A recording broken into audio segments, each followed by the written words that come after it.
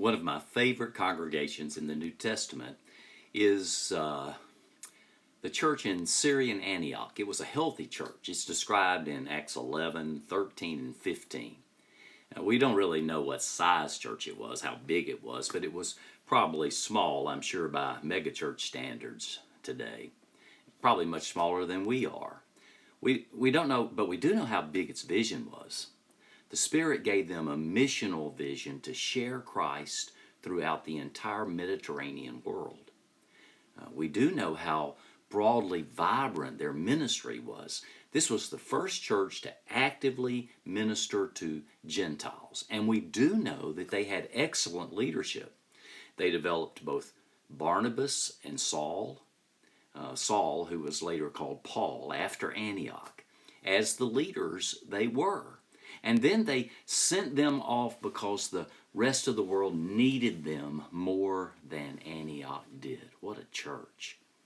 Where in Syrian Antioch did they find such a healthy vision, thriving ministry, and able and trusted leadership? How did they become such a healthy church? You may remember that it was in Antioch that the disciples were first called Christians. Acts 11:26, Christian. We use that word descriptively maybe, but almost flippantly now. You know what it means actually? Literally, little Christ. Someone who loves Jesus so radically, so extravagantly, so passionately, so worshipfully that others can see a little of Christ in them. The healthy church in Antioch was not known for its buildings or its budgets or its baptisms. It was known for its Christ-likeness, for being a community of Jesus followers. Healthy churches like Antioch have changed the world, and healthy churches in the 21st century will also change the world. I'm so very thankful that you're part of a healthy community of faith.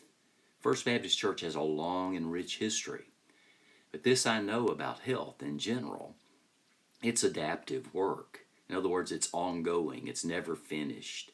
As you move throughout this day and every day following, I want you to continue to focus on your need for greater health and wholeness. Seek to be all that God has called you to be.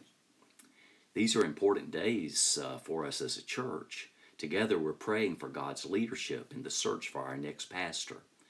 I ask you to pray for God's will to be done. Start with it being done in your own life today.